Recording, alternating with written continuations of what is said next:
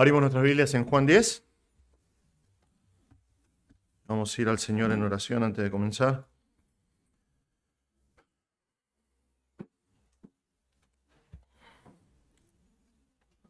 Padre Celestial, te damos gracias otra vez por este tiempo en tu palabra.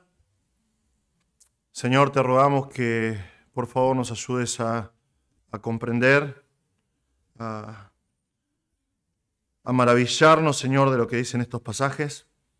Te rogamos, Señor, que tu Espíritu Santo nos asista, nos guíe a la verdad de tu palabra, Señor. Te damos gracias, Señor, otra vez por este domingo que recordamos la resurrección de Jesús. Te pedimos, Señor, que por favor bendigas este tiempo, que bendigas estas palabras. Te pedimos estas cosas en el nombre de Jesús, el buen pastor. Amén.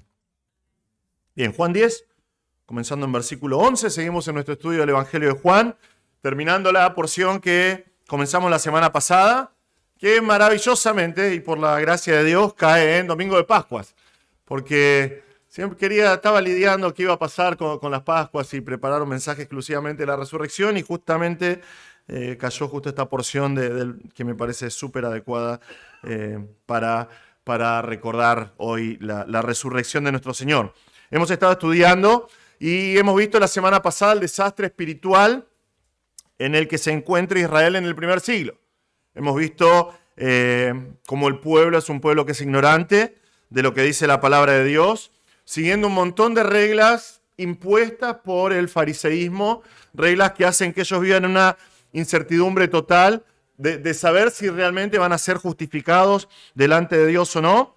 El liderazgo totalmente incapaz de discernir las obras de Dios, al punto de tener esas obras de Dios manifiestas frente a sus ojos en la persona de Jesús y negando por completo las obras de Jesús, resistiendo las obras de Jesús. Y la ilustración más clara de estas verdades es justamente lo que estudiamos por un par de semanas en capítulo 9. Ellos tienen al pueblo bajo amenaza, amenazando y cumpliendo las amenazas que hacen.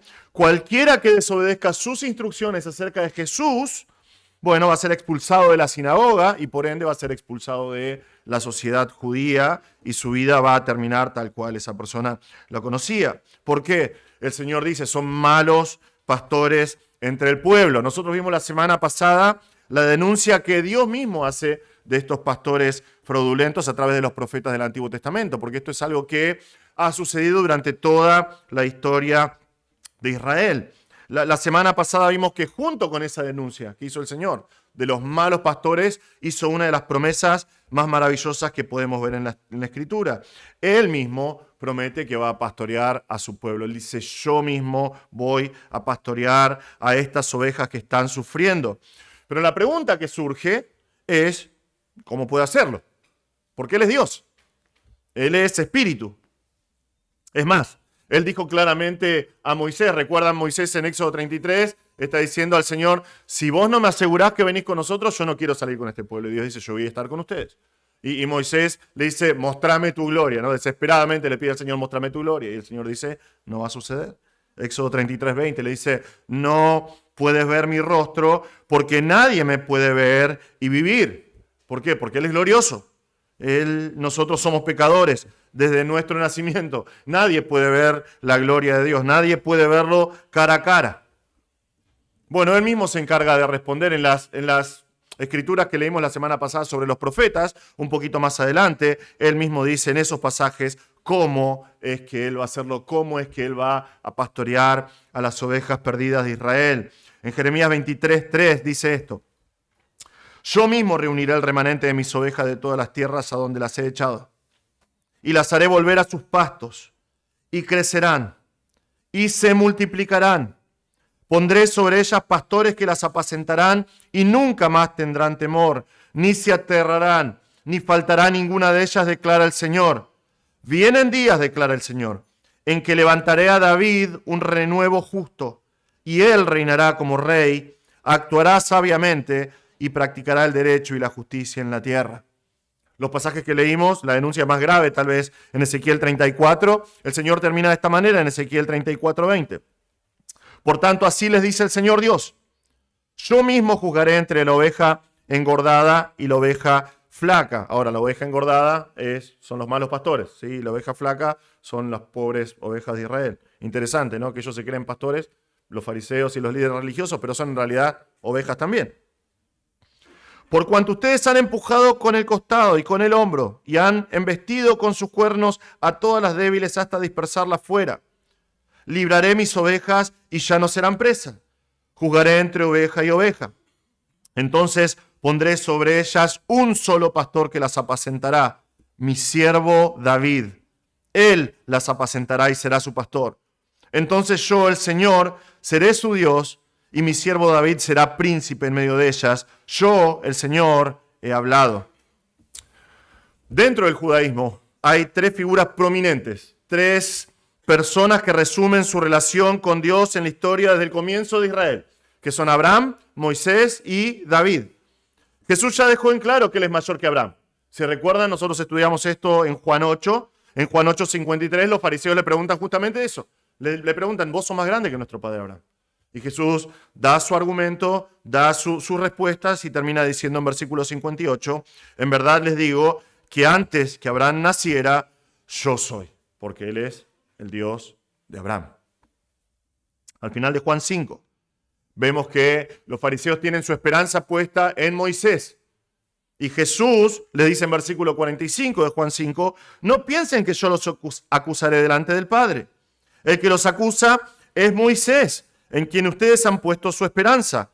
Porque si creyeran a Moisés, me creerían a mí, porque de mí escribió él. Jesús es mayor que Moisés, porque Jesús es el tema de Moisés. Moisés escribe en todos los libros del Pentateuco acerca de él, acerca de la venida del gran profeta. Habla acerca de Jesús. Y nos queda David. David es un hombre que Dios usó grandemente. Que la palabra de Dios, cuando describe a David, dice que Dios lo tomó del pastizal de seguir a las ovejas para que fuera príncipe sobre su pueblo Israel. Lo que hizo diferente a David es que esto no lo vemos en el Antiguo Testamento, lo vemos solamente en la vida de David. Él era un hombre conforme al corazón del Señor. Ahora, la pregunta que tenemos que hacernos es si Jesús es mayor que David. La respuesta, sí, un rotundo sí. Porque el Señor prometió a David en 2 Samuel 7 que cuando sus días se cumplan y repose con sus padres, le prometió esto: levantaré a tu descendiente después de ti, el cual saldrá de tus entrañas, y estableceré su reino. Él edificará casa a mi nombre, y yo estableceré el trono de su reino para siempre. Ese es Jesús. El cumplimiento de esto nosotros llamamos en teología esto el pacto davídico, la promesa que Dios le hace a David de que nunca va a faltar un descendiente y el descendiente final de David va a ser el gran rey, se cumple en Jesús. Ese descendiente es David, el hijo de David, que Mateo 1:1 lo llama hijo de Abraham, hijo de David. Él es el renuevo justo de David.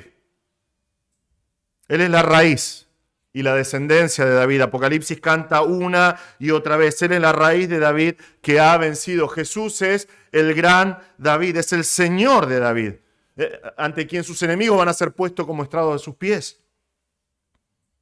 El rey David fue un gran pastor de ovejas, fue un gran príncipe sobre Israel, pero Jesús es completamente diferente. Jesús es totalmente diferente. Él dijo la semana pasada que Él es el verdadero pastor de las ovejas. ¿Recuerdan? Él dijo, los que están ahora, estos fariseos, no son verdaderos pastores, yo soy el verdadero pastor de las ovejas, ellos son ladrones y salteadores. Después dijo que Él es la puerta, que básicamente, si recuerdan en el contexto histórico, es lo mismo que decir que Él es el pastor, por quien las ovejas entran al redil. Él es el único que ofrece salvación, el único que ofrece vida, y esa vida es vida en abundancia. Pero nuestro pasaje de hoy va a enseñarnos que Él es el verdadero pastor. Él es mayor que David porque Él es el buen pastor. Él es el buen pastor que da su vida por las ovejas. Vamos a leer lo que dice Juan 10, comenzando en versículo 11. Dice así la palabra de Dios: yo soy el buen pastor. El buen pastor da su vida por las ovejas. Pero el que es un asalariado y no un pastor, que no es el dueño de las ovejas, ve venir al lobo, abandona las ovejas y huye. Entonces el lobo las arrebata y las dispersa. El asalariado huye porque solo trabaja por el pago y no le importan las ovejas. Yo soy el buen pastor y conozco mis ovejas, y ellas me conocen. Al igual que el Padre me conoce y yo conozco al Padre y doy mi vida por las ovejas. Tengo otras ovejas que no son de este redil. A esas también yo debo traerlas. Y oirán mi voz y serán un rebaño con un solo pastor. Por eso el Padre me ama, porque yo doy mi vida para tomarla de nuevo. Nadie me la quita, sino que yo la doy de mi propia voluntad. Tengo autoridad para darla y tengo autoridad para tomarla de nuevo. Este mandamiento recibí de mi Padre. En esta tarde de Pascuas vamos a meditar en la naturaleza del sacrificio de Cristo. Está acá una y otra vez. Él dice, yo doy mi vida por las ovejas. Entonces vamos a ver en nuestro pasaje de hoy 3 aspectos del sacrificio vicario de Cristo. 3 aspectos del sacrificio vicario de Cristo. O en otras palabras, ¿por qué Él es el buen pastor? ¿Por qué Él es el buen pastor? Bueno, vamos a ver tres motivos, 3 aspectos del sacrificio vicario de Cristo. Aspecto número 1, primer aspecto acá. Jesús es el buen pastor que da su vida voluntariamente por las ovejas. Jesús es el buen pastor que da su vida voluntariamente por las ovejas. Versículos 11 al 13. En lo que va de capítulo 10 hasta ahora que venimos viendo, nuestro Señor ya dejó en claro que vino a sacar a las ovejas del redil del judaísmo, vino a buscar a las ovejas perdidas de la casa de Israel para llevarlas a su redil. Y vimos que Él es la puerta del redil donde ellas entran, o sea, es el pastor que las hace entrar, es el pastor que las cuida, las protege, y ahora se identifica a sí mismo con la siguiente frase. Él dice, yo soy el buen pastor. Entonces vemos acá la identidad del buen pastor. Vamos a detenernos acá por un momento. Esta no es una frase así nomás. Acá tenemos otra de las declaraciones de yo soy, que vemos en Juan una y otra vez, donde el Señor describe su naturaleza divina. Es un testimonio de su deidad. Y Él dice, yo soy el buen pastor. Esto es mucho más profundo que ser bueno. No significa que es un hombre o un pastor que simplemente es buenito con las ovejas. Estas palabras son mucho más profundas. Él no es un buen pastor. Él es el buen pastor, el único bueno, porque Él es el unigénito. Recuerden, el único e inigualable Hijo de Dios. Esta palabra bueno es mucho más amplia que ser bueno solamente. Esta palabra significa hermoso, significa atractivamente noble, digno de admiración, de carácter admirable, honroso. Él es el único pastor así. Y recordamos que a los líderes, los malos pastores, los llama ladrones y salteadores. No son siquiera pastores, son ladrones y salteadores, pero Él es el buen pastor y se atribuye a sí mismo la deidad porque dice, yo soy el buen pastor. Yo soy el buen pastor. ¿Quién puede ser mejor pastor que Dios mismo? Él mismo se llama así el pastor en el Antiguo Testamento. Él es el pastor que suple todas las necesidades de David en Salmo 23. Y estudiamos eso la semana pasada. Él es el pastor de Israel que salva, el pastor de Israel que restaura a su pueblo en Salmo 80. Él es el pastor que creó a su pueblo Israel y que los hizo las ovejas de su prado en Salmo 100, versículo 3. Cristo está dejando en claro esta verdad. Él es el buen pastor. Literalmente, la estructura del pasaje acá puede traducirse de esta manera. Él dice, yo soy el buen pastor, el bueno. Yo soy el buen pastor, el bueno. No hay otro igual. ¿Por qué? Porque Él es Dios. Él es el buen pastor. Él es el pastor excelente, admirable, digno de honor, noble. Pero nos dice por qué es el buen pastor. Vemos el corazón del buen pastor. Él dice, yo soy el buen pastor. El buen pastor da su vida por las ovejas. El buen pastor da su vida por las ovejas. Ahora en un momento vamos a ver el contraste bien definido entre el Señor y los líderes de Israel. Esto es algo que las personas que escucharon, la audiencia original del Señor, entendió a la perfección. Porque nosotros tenemos fuera de la Escritura relatos, aún hasta la actualidad, de personas que dieron sus vidas por cuidar de sus rebaños. Hasta en la actualidad se puede ver hasta muy poquito tiempo atrás. ¿Por qué?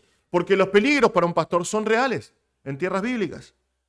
Los ladrones querían llevarse violentamente las ovejas y muchas veces para hacerlo tienen que deshacerse del pastor. Cuando las fieras salvajes atacan, el pastor, que es el buen pastor, tiene que decidir enfrentar el riesgo, porque corría un grave riesgo. ¿Recuerdan lo que dice David? Cuando David está ante Saúl, antes de luchar con Goliat, antes de pelear con Goliat, y él dice, yo voy a ir, voy a matar a este filisteo. ¿Por qué? Porque yo estoy acostumbrado, es lo que hago. Yo cuando cuido mis ovejas y se venía algún oso o algún león y se llevaba algún corderito en la manada, yo iba y lo agarraba y lo mataba. Y vos decís, wow, ¿no?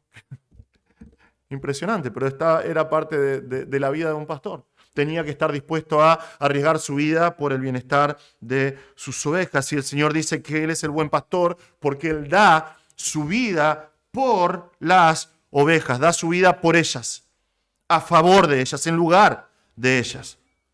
Está dispuesto a morir la muerte que le corresponde sufrir a las ovejas. Y esto es maravilloso, hermanos, esto es maravilloso. Una vez le preguntaron a un teólogo muy famoso del siglo pasado, de apellido Barth, cuál era la palabra más importante de la Biblia. Para usted, teólogo, ¿cuál es la palabra más importante de toda la Escritura? Y pensando algunos que iba a decir ágape, ¿no? Que decimos el amor ágape en el griego, ¿no? U otros, caris, la palabra gracia. Pero él contestó, la palabra más importante de toda la Escritura es la palabra huper, que es la palabra acá que tenemos por, que significa por. Sin lugar a dudas, porque significa a favor de, en lugar de. Cristo da su vida por las ovejas, en lugar de las ovejas, a favor de sus ovejas. Es el mensaje del Evangelio, hermanos. Cristo vino a morir por los suyos. Cristo vino a morir por los suyos. Cristo vino a salvarnos y para eso tuvo que entregar su vida en nuestro lugar. Y esta no es la vida natural. Hay varias palabras para describir vida en el griego. No es la vida natural que tienen todos los seres vivos. Ni siquiera esta es la vida Zoe que vimos la semana pasada. Recuerdan que vimos la vida Zoe, la vida eterna, la vida plena, la vida espiritual de una persona. La palabra acá es la palabra que describe el alma, que describe la mente, la persona entera, el aliento de vida. En otras palabras, Jesús está dispuesto a entregar todo su ser hasta lo último por las ovejas y Él lo hace porque Él quiere. Lo hace voluntariamente. Nadie lo está obligando. Nadie lo está empujando. Él lo hace porque Él quiere, lo hace voluntariamente. Es su deseo. Es su corazón dar su vida por las ovejas. Está en Él derramar su alma por el bienestar de las ovejas. Es su interés. Es su interés. Es el interés del buen pastor. Y lo vemos acá claramente. ¿Por qué Jesús está interesado en derramar su alma por las ovejas? Porque tiene un interés genuino. El bienestar de las ovejas está en su corazón. Algo que los fariseos y los antiguos líderes no tenían pensado hacer. Por eso el Señor dice acá que el asalariado no es así. Pero el que es asalariado y no un pastor, que no es dueño de las ovejas, ve venir al lobo, abandona las ovejas y huye. Ahora, esto es fácil de entender. Aquel que no es un pastor, aquel que fue contratado para cuidarlas, no va a arriesgarse. No son sus ovejas. No son de él. Lo hace por ganancia. Su interés está en la plata que va a ganar.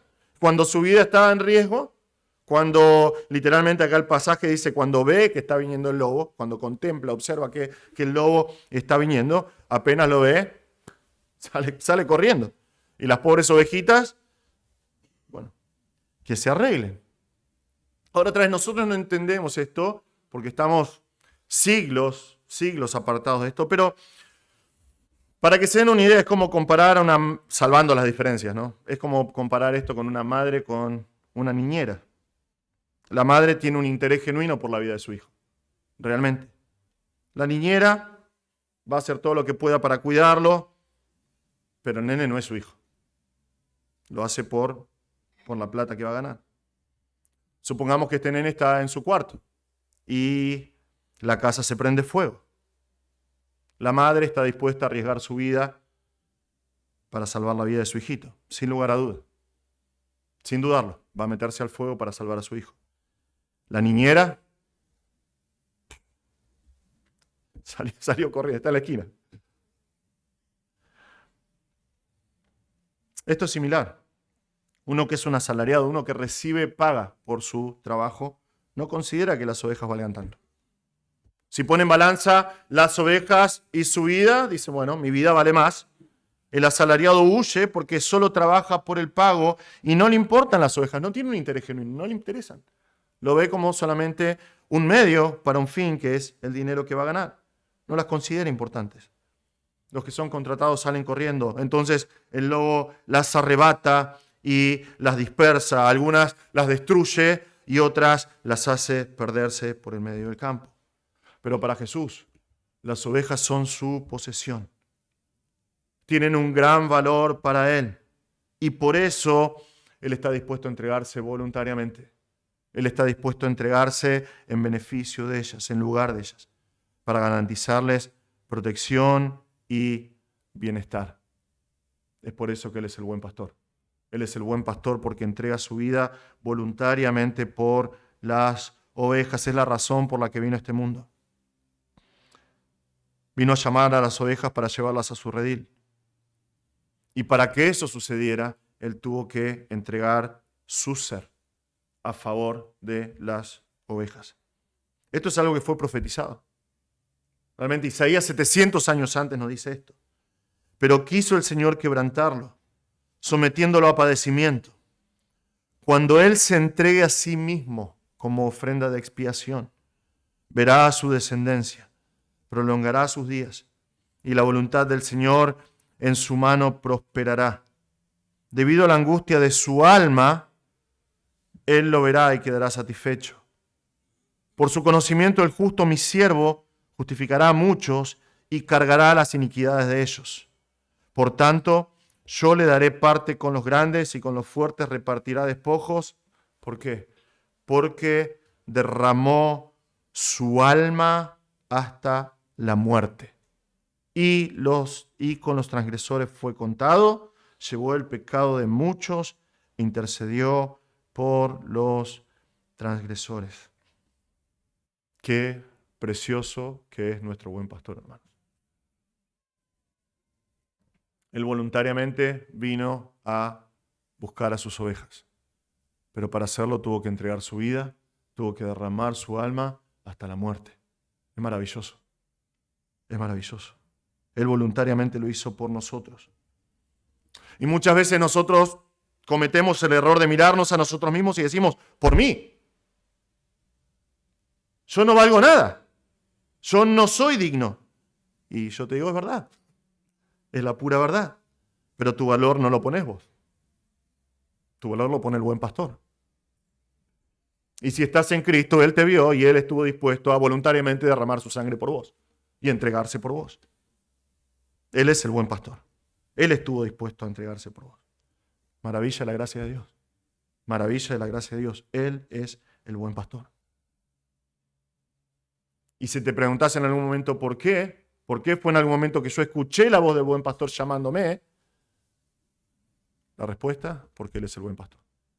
Y Él está dispuesto a voluntariamente dar su vida por las ovejas. Pero nuestro texto no queda ahí. Hay más razones por las que es el buen pastor. Vemos a continuación el segundo aspecto acá. Aspecto número 2. Versículos 14 al 16. Jesús es el buen pastor que da su vida amorosamente por las ovejas. Jesús es el buen pastor que da su vida amorosamente por las ovejas. El Señor afirma otra vez esta verdad preciosa. Yo soy el buen pastor. Y si no fuera suficiente que Él da su vida por las ovejas, en este pasaje nos muestra otra faceta de este sacrificio sorprendente que hace por nosotros. Vemos el conocimiento del buen pastor. Él es el buen pastor porque dice, y conozco mis ovejas y ellas me conocen. Esto es algo que vimos un poquito la semana pasada. El pastor a sus ovejas llama por su nombre y la saca. Otra vez esto es algo que era conocido por la audiencia original, algo que ellos habrían experimentado. El pastor conocía a cada una de las ovejas de su rebaño de manera especial, de manera personal. Cada vez que entraban al redil para dormir, lo hacían de a una. Recuerdan que la entrada al redil del pastor es chiquitita, muy estrecha. Las hacía pasar de a una Él las revisaba una por una para que no tuvieran algún tipo de lastimadura, algún tipo de enfermedad. Conocía cada detalle de sus ovejas, cuál estaba enferma, cuál estaba lastimada, si tenían algún tipo de problema. Les daba un nombre específico a cada una de acuerdo a sus características especiales. Esto es algo que en mayor o menor medida nosotros hacemos con los perros, ¿no? Con los gatos, con lo que fuera. Pero esto lo hacían. Y el pastor llamaba a cada una de sus ovejas y las llamaba por su nombre. Y sabía que esta se llama Rivka y que este se llama el dormilón y aquella que anda por allá alejándose, que constantemente está tratando de traerla, se llama la rebelde. Era algo muy personal, era algo muy personal.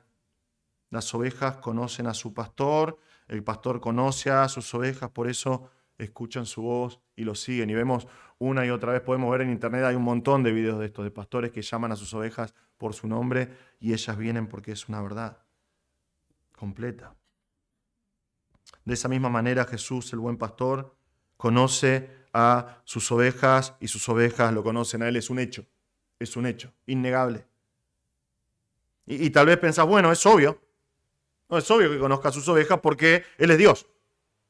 Jesús es Dios, y si es Dios, es omnisciente y conoce todas las cosas, entonces es obvio que conoce a las ovejas. Pero estas palabras son mucho más profundas.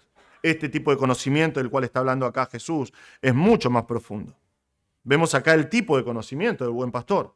¿Cómo es que se conocen el buen pastor y sus ovejas? Él dice, al igual que el Padre me conoce, y yo conozco al Padre y doy mi vida por las ovejas. La pregunta lógica que nos tenemos que hacer acá es cómo es que el Padre y el Hijo se conocen. Bueno, eso comenzamos así nuestro estudio en el Evangelio de Juan, en Juan 1, cuando comenzamos hace un año y pico atrás. En el principio ya existía el Verbo, y el Verbo estaba con Dios, y el Verbo era Dios. Él estaba en el principio con Dios. Esa es la manera que el Padre y el Hijo se conocen, y ese tipo de conocimiento es el conocimiento que el pastor y las ovejas tienen entre sí. Durante la eternidad pasada, durante toda la eternidad pasada, el Padre y el Hijo han tenido comunión perfecta, siempre se conocieron durante toda la eternidad pasada. Pero este conocimiento no significa que sabían cosas. No es que el Hijo decía, bueno, yo soy amor, y el Padre decía, sí, yo lo sé. Y el Padre decía, yo soy infinito, y el Hijo decía, sí, ya sé, porque te conozco. Cuando la Biblia habla de este tipo de conocimiento, habla acerca de intimidad. Habla acerca de una relación que es exclusiva entre las dos personas que se conocen. Este tipo de conocimiento, por ejemplo, y salvando las diferencias entre un hombre y una mujer, significan intimidad que no comparten con nadie más afuera, y que se unen y son una sola carne cuando el hombre conoce a su mujer. Es este tipo de conocimiento, este tipo de relación que está en vista. Una relación diferente a la de las demás personas. Es el enfoque que Jesús está dando acá. La misma relación que durante toda la eternidad Él tiene con el Padre, tiene con sus ovejas. Una comunión única, espiritual, divina, que no es posible de reproducir por nuestras propias fuerzas, es la que Él tiene con el Padre y es la que Él tiene con sus ovejas. Habla del amor que existe entre el Padre y el Hijo. Habla de la armonía y la paz que hay entre el Padre y el Hijo, la comunión que hay entre el Padre y el Hijo. En realidad, la Trinidad toda está en mente acá, pero el enfoque de nuestro pasaje acá es la relación entre el Padre y el Hijo. Y Jesús declara acá, recalca acá que ese conocimiento amoroso, por causa de ese conocimiento amoroso, Él da su vida por las ovejas. Es por causa del amor que Él tiene por las ovejas y el conocimiento pleno que tiene de sus ovejas y sus ovejas de Él, que Él está dispuesto a entregar su vida por las ovejas. Tal vez si leemos hasta acá y entendemos el contexto histórico, bueno, por ahí es poco esperanzador para nosotros, porque hasta acá Jesús está hablando de las ovejas perdidas de la casa de Israel. Son las ovejas que del judaísmo Él está llamando a su redil. Y nosotros no somos judíos, no sé si se dieron cuenta de eso, pero no somos judíos. Pero Jesús sigue hablando. Y lo que dice ahora es algo sin precedentes hasta este momento en la historia. Vemos el alcance del conocimiento del buen pastor. Él dice esto: tengo otras ovejas que no son de este redil. A esas yo también debo traerlas y oirán mi voz y serán un rebaño con un solo pastor. Ahora, no dejen que la familiaridad con estas palabras nos robe la profundidad de lo que dice el buen pastor. Él dice que él tiene. No es que va a tener. No es que existe una posibilidad, ya es un hecho, él las tiene, ya le pertenecen. Son suyas. Las ovejas de las que está hablando acá son su propiedad. Y no son del redil del judaísmo. ¿Quiénes son? Bueno, somos nosotros. Somos los gentiles. Somos aquellos no judíos que son llamados por el buen pastor. Y esto concuerda con las profecías del Antiguo Testamento. Porque una y otra vez el Señor dice que todas las naciones van a ser bendecidas por el Mesías.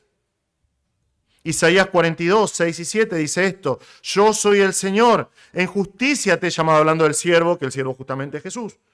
Te sostendré por la mano y por ti velaré, y te pondré como pacto para el pueblo, como luz para las naciones, para que abras los ojos a los ciegos. ¿Les suena familiar eso? Para que saques de la cárcel a los presos y de la prisión a los que moran en tinieblas. Isaías también en capítulo 49 dice esto. Y ahora dice el Señor, el que me formó desde el seno materno para ser su siervo, para hacer que Jacob vuelva a él y que Israel se reúna con él. Porque honrado soy a los ojos del Señor y mi Dios ha sido mi fortaleza. Dice él, poca cosa es que tú seas mi siervo para levantar las tribus de Jacob y para restaurar a los que quedaron en Israel. También te haré luz de las naciones, para que mi salvación alcance hasta los confines de la tierra. En este pasaje el llamado del buen pastor es exactamente el mismo. Lo que cambia es el redil. El redil es de otras ovejas que no son del judaísmo, son los gentiles. Y es un llamado urgente. Porque el Señor dice acá, yo debo. Y esto significa que le urge, le es imperante, le es necesario traer a Él mismo a estas ovejas que son de otro redil. Y para eso está dispuesto a dar su vida. Él solo debe llamar. Él solamente tiene que dar el llamado.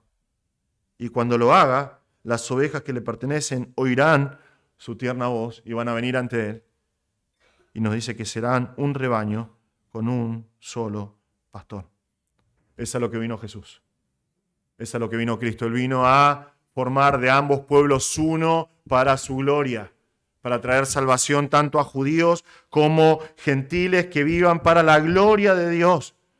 Y esta verdad se revela más adelante y lo vamos a ver cuando lleguemos ahí a Juan 11, final de Juan 11, porque dice esto acerca de Caifás, que era sumo sacerdote ese año, y cuando están planeando la conspiración para matar a Jesús, él dice esto: ustedes no saben nada, ni tienen en cuenta que les es más conveniente que un hombre muera por el pueblo y no que toda la nación perezca.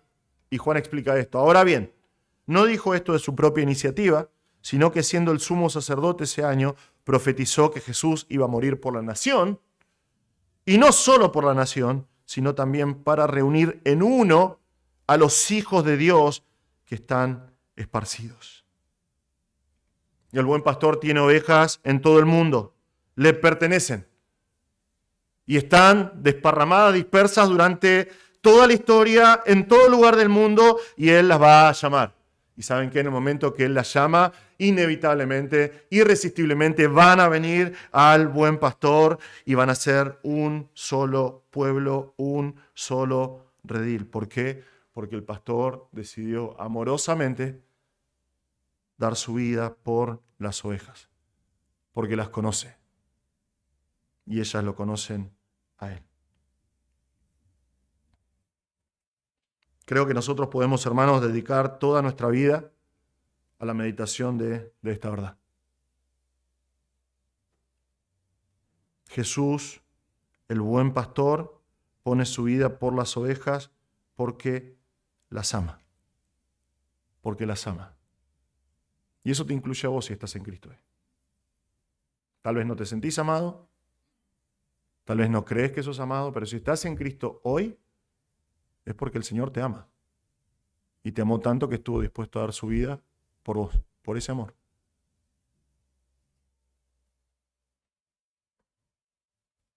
Él disfruta de una relación recíproca,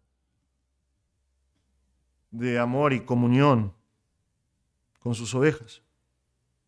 Él busca de nosotros y quiere tener con nosotros. Vamos a ver eso más adelante en Juan, también en la oración sacerdotal. Pero es el deseo del Señor, que nosotros tengamos con Él la misma relación que Él tiene con el Padre, exactamente el mismo tipo de relación que disfruta con el Padre. No por lo que nosotros podemos ofrecer. No es por lo que podemos hacer. Es por lo que somos, es por quienes somos. Si estás en Cristo es por quien sos. Oveja por quien el buen pastor dio su vida. Eso tiene que cambiar por completo nuestras vidas. ¿Qué amor que tiene el buen pastor por nosotros? ¿Qué tipo de amor es este que se entrega a sí mismo voluntariamente, está dispuesto a derramar su vida por aquellos que son indignos, aquellos que ni siquiera lo están buscando? Solamente entra en la mente de Dios. Pero eso tiene que llevarnos a la adoración. ¿Cómo nos conoce? Eso tiene que llevarnos a la humillación, a la búsqueda constante del Señor. Porque Él es el buen pastor que vino a dar su vida amorosamente por las ovejas. Tercer aspecto que vemos acá, el último. Aspecto número 3. Jesús es el buen pastor que da su vida victoriosamente por las ovejas. Jesús es el pastor que da su vida victoriosamente por las ovejas. Versículos 17 y 18. Nosotros vemos esto, ¿no? Que el sacrificio de Cristo es vicario, ¿no? Él muere en lugar. Él da su vida en lugar de las ovejas. Él da su vida a favor de las ovejas. Pero esa vida que Él derrama, esa vida que Él da, esa vida que Él entrega, no termina ahí. Él experimenta la victoria final. Él tenía que resucitar de entre los muertos. Y vemos acá justamente eso. Vemos la seguridad victoriosa del buen pastor. Jesús termina esta sección diciendo, por eso el Padre me ama. Otra vez este es un amor eterno, incondicional, infinito. ¿Por qué es que el Padre lo ama así? Porque yo doy mi vida para tomarla de nuevo. Yo doy mi vida para tomarla de nuevo. La muerte de Jesús no fue una casualidad.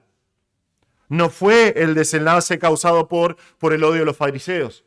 No fue la muerte de Jesús el resultado de una serie de eventos que culminaron con una injusticia de Cristo muriendo en la cruz. Él voluntariamente pone su vida y la muerte que es temida por todos los hombres, que aterroriza a todos los hombres, no es el fin para el buen pastor. Él entregó su vida, Él entrega su alma solo para volverla a tomar. No había otra manera. Era imposible que fuera de otra manera. Jesús lo sabe. Jesús sabe que su vida tiene que ser derramada, pero Él sabe que Él la va a tomar otra vez. Él lo sabe, Él lo dijo. Recuerdan que le dijo a sus discípulos, antes de la Pascua, antes de entrar a Jerusalén, es necesario que el Hijo del Hombre sea puesto bajo el castigo de los fariseos, sea muerto y resucita al tercer día. Se lo dijo varias veces. Es lo que dice Pedro en su primer discurso. Es el argumento de Pedro en el primer discurso, que la muerte no puede sujetarlo al Señor. Y me gusta más la traducción de la Reina Valera. Nuestra traducción dice esto en Hechos 2. Pero Dios lo resucitó poniendo fin a la agonía de la muerte, puesto que no era posible que Él quedara bajo el dominio de ella. Era imposible que Jesús quede presa de la muerte. Imposible. El buen pastor sabía que la victoria sobre la muerte era segura. Vemos acá la voluntad victoriosa del buen pastor. Tal vez los enemigos de Cristo pensaban que estaban ganando la batalla. Y me imagino que ese viernes, después de la crucifixión, cuando bajaron a Jesús de la cruz, ellos respiraron finalmente y dijeron, bien, se acabó, se terminó. Nuestro enemigo está liquidado y podemos seguir con nuestros negocios. Tal vez Pilato pensó que fueron sus órdenes las que llevaron a Jesús a la cruz. Cuando estudiemos más adelante Juan y veamos toda la escena de la crucifixión, Pilato está luchando en su corazón y tal vez él dice, bueno, habré hecho bien, habré hecho mal, ya es tarde, él está muerto. Aún tal vez los soldados que clavaron a Jesús en la cruz pensaron que eran ellos los que estaban quitándole la vida a Jesús. Todos ellos están completamente equivocados, todos. Nadie más que Jesús está en control de la situación. Fíjense sus palabras acá, nadie me la quita. Él da su vida, nadie se la quita, sino que yo la doy de mi propia voluntad. Todas las personas que nombré antes, los fariseos, Pilato, los soldados romanos que lo clavaron a la cruz, solamente fueron instrumentos en las manos del Señor para llevar adelante el plan de la redención con el cual Cristo va a reunir a todas las ovejas que le pertenecen para su redil y de ahí para llevarlas a la gloria. Pero en cada instancia de la pasión de Jesús, su entrega, su sufrimiento, su muerte y su resurrección están bajo su total control soberano, porque no era la voluntad de los hombres, es su propia voluntad victoriosa. Y vemos finalmente acá la autoridad victoriosa del buen pastor. Este pasaje nos anticipa que todo lo que vamos a ver dentro de un tiempo, todo el evento de la crucifixión va a ser parte del plan perfecto y soberano de Dios. En ningún momento Jesús deja de ser el Señor. En ningún momento Jesús pierde su poder.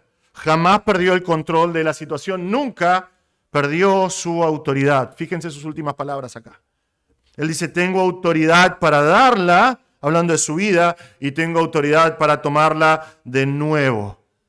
Tengo autoridad para darla y tengo autoridad para tomarla de nuevo. Acá podemos ver la belleza de la enseñanza bíblica de la Trinidad. Es un desafío, esto en la clase de Fundamento de Teología había hecho es medio un chiste, ¿no?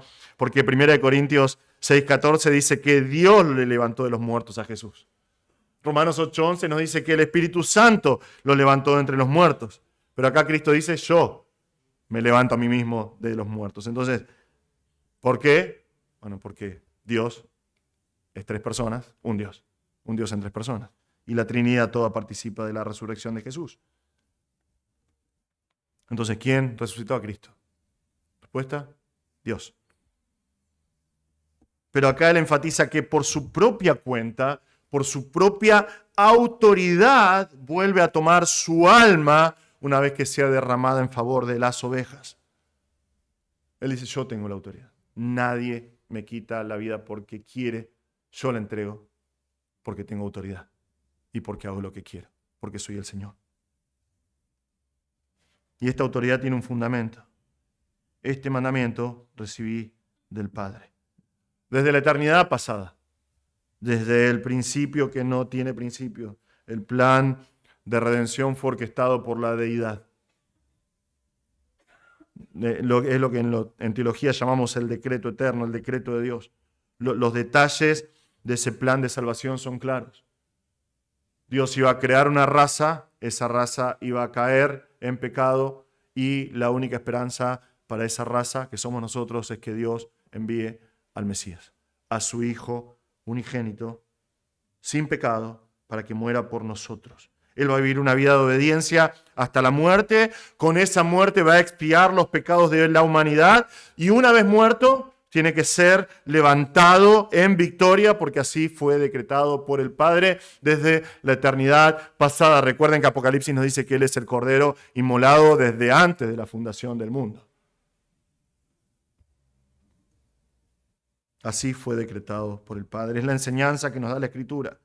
1 Corintios 15, que es un pasaje muy apropiado para leer en el domingo de resurrección, dice esto: porque ya que la muerte entró por un hombre, también por un hombre vino la resurrección de los muertos.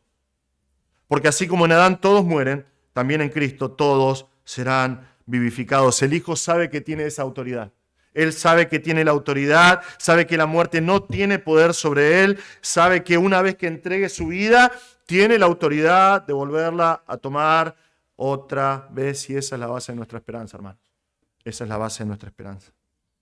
De manera que Pablo termina su argumento en 1 Corintios 15 diciendo: devorada ha sido la muerte en victoria.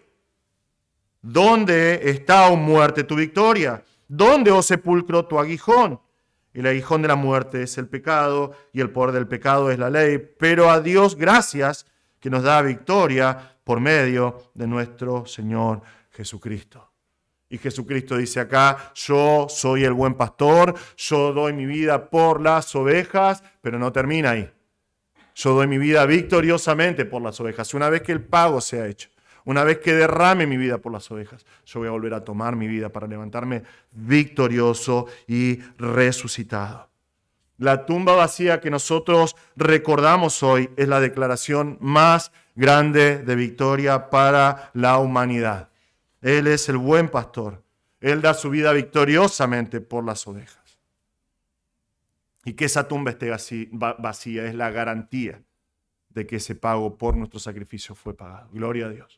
Gloria a Dios. Porque con eso promete esperanza de resurrección a todas sus ovejas que escuchan la voz del buen pastor. Ahora, hermanos, otra vez estas verdades nos tienen que moldear nuestra vida y transformar nuestra vida por completo. Estas verdades que Jesús dice acá acerca de sí mismo y que nos involucran a nosotros, tienen que llevarnos a considerar y tener una vida constantemente centrada en el Evangelio, porque lo que está diciendo acá Cristo es el Evangelio, nada más. Que Él viene a morir por sus ovejas para darles vida eterna. Si sos creyente, es porque Cristo, el buen pastor, te llamó en este mundo, de este mundo, para su redil. Él vino para darte vida. Él puso su vida por vos. Y es en base a esa verdad bíblica que vos tenés que tomar cada decisión en tu vida. Cristo vino a morir por mí. Entonces, cada decisión que tenés que dar por delante tiene que estar basada, tiene que estar centrada en el Evangelio, en el hecho de que el buen pastor dio su vida por vos. Cada decisión. Cada paso que das en tu vida. Cada manera de pensar. De eso se trata una vida centrada en el Evangelio. Es pensar cómo me muevo en base a lo que vemos acá. Cómo me muevo en base a que Cristo murió por mis pecados, que entregó su vida por mí, en mi lugar, el lugar que me correspondía a mí, a mi favor, para mi beneficio. Y si no sos creyente, hoy puede ser el día. Hoy puede ser el día que vengas a Cristo. Tal vez estás acá y todavía no conoces a Cristo. Tal vez estás acá y no tenés seguridad de vida eterna. Tal vez estás viendo esta transmisión, estamos transmitiendo y no conoces a Cristo. No sabes qué va a pasar si morís hoy. Bueno, la palabra de Dios es clarísima. La palabra de Dios es clarísima en decir que cada ser humano nace en pecado. Esto no es algo exclusivo de algunos pocos. Cada ser humano nace en pecado, nace separado de Dios, nace condenado al infierno eterno por ese pecado. No hay justo ni aun uno, no hay quien busque a Dios, no hay quien pueda salvarse a sí mismo. La condición de cada uno de nosotros al momento de nacer es desesperante, porque nacemos separados de Dios. Pero la palabra de Dios dice claramente acá que el buen pastor vino a dar su vida por las ovejas. Jesús vino a entregar su vida en rescate por tus pecados. Él vino a pagar por los pecados de los hombres. Él vino a morir en una cruz, cargar sobre sus hombros la ira del Padre por tus pecados. Él ya pagó la deuda. Él pagó la deuda por nuestros pecados. Y la palabra de Dios dice que si te arrepentís de tus pecados, reconoces que sos un pecador y venís a Cristo, crees que Él murió por tus pecados, que Él es tu Salvador, Él te va a dar perdón y vida eterna. Es algo que puedes hacer ahí en el lugar donde estás, en tu corazón, hablar con Dios, reconocer que sos un pecador y decir, creo que el buen pastor dio su vida por mí. Tal vez esta noche el buen pastor te está llamando a su redil. No resistas su voz, no podés resistir su voz. Vení a Cristo hoy. Él te va a salvar y te va a dar perdón y vida eterna.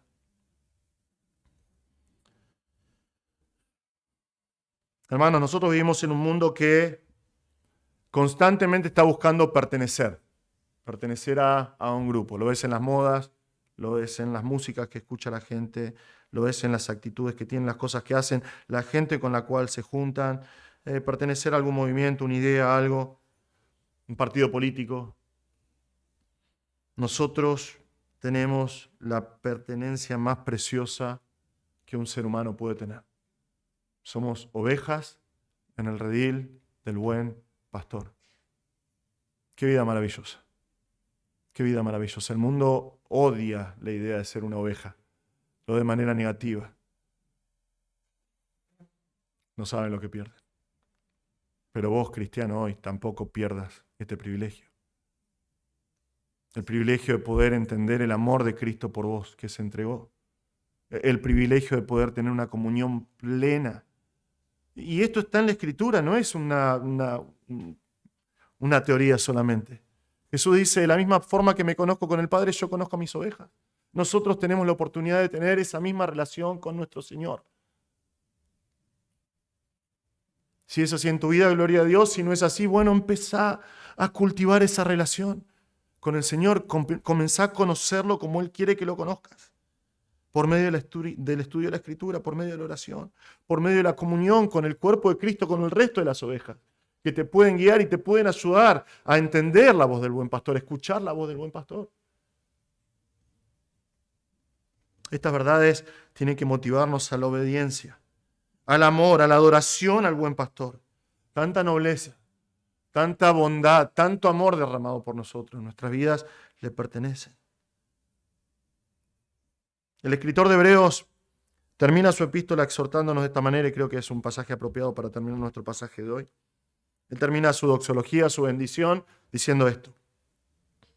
Y el Dios de paz, que resucitó de entre los muertos a Jesús, nuestro Señor, el gran pastor de las ovejas, mediante la sangre del pacto eterno, los haga aptos en toda obra buena para hacer su voluntad, obrando Él en nosotros lo que es agradable delante de Él, mediante Jesucristo, a quien sea la gloria por los siglos de los siglos. Amén. ¿Sos oveja del buen pastor? El Señor nos guía a vivir escuchando su tierna voz, obedeciendo su guía clara a través de las Escrituras y que Él nos haga aptos para toda buena obra, para hacer su voluntad, haciendo lo que es agradable delante de Él. Amén. Oramos. Señor, te damos gracias. Gracias por este pasaje en el cual podemos recordar el sacrificio vicario de Cristo y la naturaleza de ese sacrificio. Gracias porque Jesús es el buen pastor. Te damos gracias por habernos enviado un pastor que no era como los ladrones y salteadores. Gracias, Señor, porque en la plenitud del tiempo enviaste a tu Hijo, nacido de mujer y nacido bajo la ley, para salvarnos. Te damos gracias, Señor. Gracias, Señor, por Jesús, el buen pastor, que voluntariamente, amorosamente, victoriosamente da su vida por las ovejas. Señor, ayúdanos a, mientras celebramos la resurrección de Cristo, mientras cantamos ahora acerca de la resurrección de Cristo, nosotros podamos tener vidas que son dignas de ese sacrificio. Vidas que reflejan la gratitud y el gozo de haber sido comprados por el precio de la sangre de Cristo. Que reflejen que somos ovejas, que fueron llamadas por el buen pastor a su redil. Te damos gracias, Señor, en el nombre de Jesús. Amén.